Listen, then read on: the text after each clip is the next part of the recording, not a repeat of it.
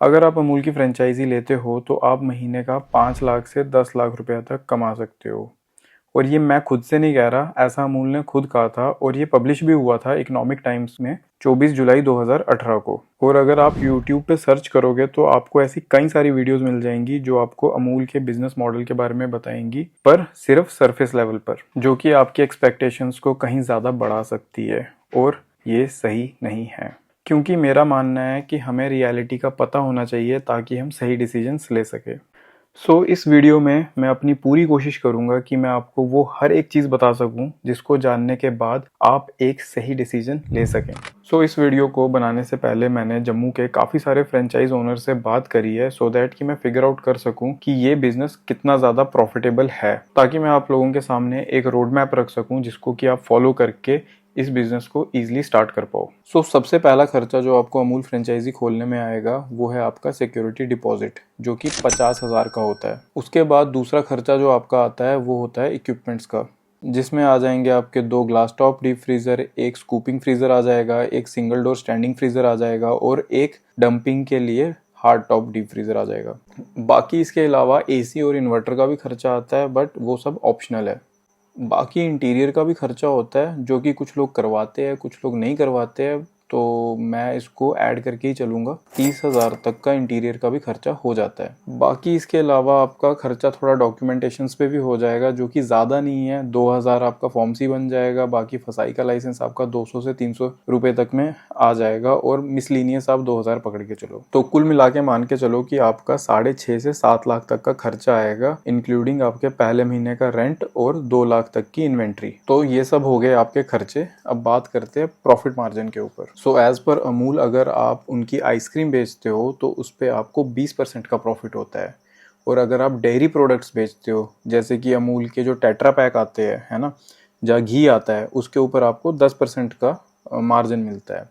और अगर आप अमूल फ्रेश की आइटम्स बेचते हो, जैसे दूध के जो आधे आधे लीटर के पैकेट आते हैं, दही आता है, पनीर आता है, तो वो बेचने पे आपको 2.5% तक का आपको मार्जिन मिल जाता है उस पर। इसके अलावा अमूल ने दाल, चावल और आटा भी लॉन्च करा है, जिस पे आपको डेयरी प्रोडक्ट्स के ही सिमिलर आपको उस पे प्रॉफिट हो जाता है, जो कि 10% के करीब है। पर ना इसमें एक कैच है। जो अमूल के डेयरी प्रोडक्ट्स है, जो कि अमूल फ्रेश की आइटम है, उसमें एक्चुअल में आपको 1.5 से 3% का आपको उसमें मार्जिन मिल रहा है, ठीक है।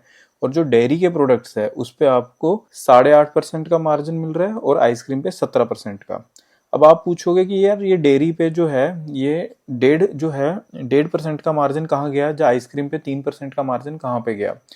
तो ये जो मार्जिन है ये आपको मिलेगा, पर ये आपको ग्राहक से नहीं मिलेगा, ये आपको कंपनी से मिलेगा, जो कि आपको क्वार्टरली बेसिस पे आपके अकाउंट में क्रेडिट हो जाएंगे। इसके अलावा मैं एक और चीज ऐड करूंगा, जो ये आपका जो अमूल फ्रेश है आपका, जिसमें आपका दूध आ जाता है, पनीर आ जाता है और दही आ जाता है, इसका डिस्ट्रीब्यूटर अलग रहता है, ठीक है। तो इसका जो प्रॉफिट मार्जिन है ये आपको ग्राहक से ही मिलेगा पूरा। और इसके अलावा जो आपका डेयरी का प्रोडक्ट है और जो आपकी आइसक्रीम है, उसका डिस्ट्रीब्यूटर आपका अलग रहेगा। और जो वो डिस्ट्रीब्यूटर है, जब वो डीएनएस वाले बिल काटेगा, जिसे कि हम डिस्ट्रीब्यूटर मैनेजमेंट सिस्टम या फिर डॉक्यूमेंट मैनेजमेंट सिस्टम बिल कहते हैं, जब वो आपका वो बिल काटेगा और फिर उसके बाद वो बिल कंपनी में जाएगा और फिर 4 महीने के बाद आपके खाते में जो आपका जो मार्जिन है 3% और जो 1.5% वाला, तब जाके क्रेडिट होएगा। तो ये सब था आपका प्रॉफिट मार्जिन। अब बात करेंगे कि मान लो कल को आपकी दुकान पे कोई चीज एक्सपायर हो जाती है, ठीक है। तो अब आप उसकी एक्सपायरी बनवाएंगे, तो जब आप उसकी एक्सपायरी बनवाएंगे तो आपको कितने पैसे वापस आएंगे। तो पहली बात तो मैं आपको ये बता दूं कि आइसक्रीम्स जो होती है उनकी एक्सपायरी नहीं बनती। अगर आपकी आइसक्रीम्स एक्सपायर हो गई हैं तो हो गई हैं, सारा नुकसान आपके ऊपर। पर अगर आपके जो डेयरी प्रोडक्ट है, जैसे आपके बिस्किट हो जाते हैं, आपके टेट्रा पैक हो जाते हैं, अगर ये एक्सपायर होते हैं तो आपको इसमें से कुछ अमाउंट कटेगा और बाकी पैसे आपको वापस मिल जाएंगे। इसमें भी 2 कैटेगरी आ जाती है आपकी, एक आ जाती है ड्राई,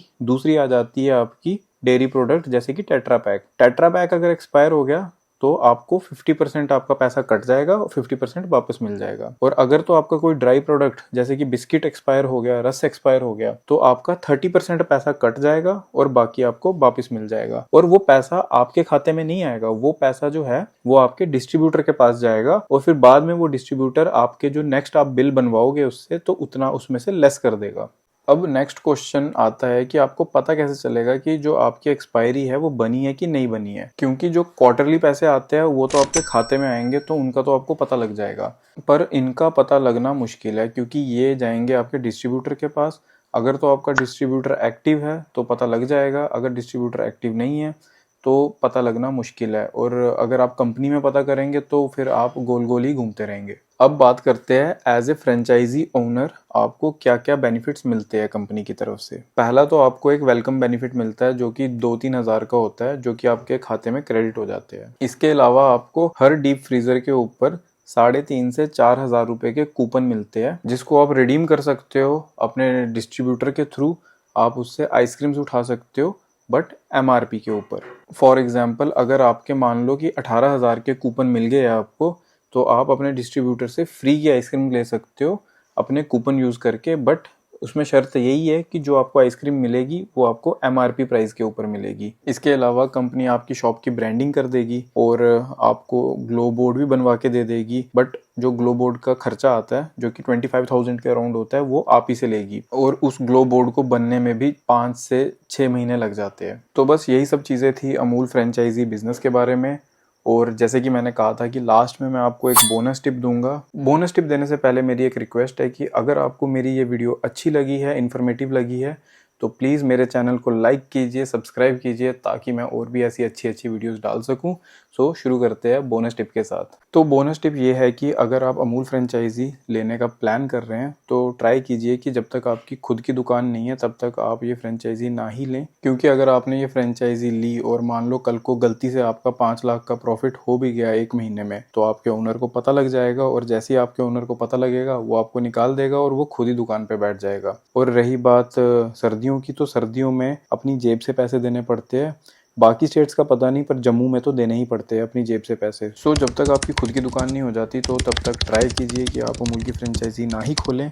और अगर स्टिल आपको खोलने का मन है और आप चाहते हैं कि उसके लिए आप एक कोई नई दुकान खरीद लें, तो मैं कहूँगा कि आप वो पैसे जो है दुकान खरीदने वाले वो किसी FD में डाल दीजिए, क्योंकि दुकान जो है वो भी करोड़ों की आएगी, और अगर आप करोड़ों की FD करा देते हो तो TDS काटने के बाद भी आपके हाथ में काफ़ी पैसे आ जाएंगे, और वो भी बिना किसी सरदर्दी के, क्योंकि अमूल के बिजनेस में बहुत ज़्यादा सरदर्दी है। सो दैट्स इट, यही थी आज की बोनस टिप। और अगर आप और भी ऐसी वीडियोस देखना चाहते हैं तो सब्सक्राइब कीजिए मेरे चैनल को, और मिलते हैं नेक्स्ट वीडियो में नए टॉपिक के साथ। Okay bye.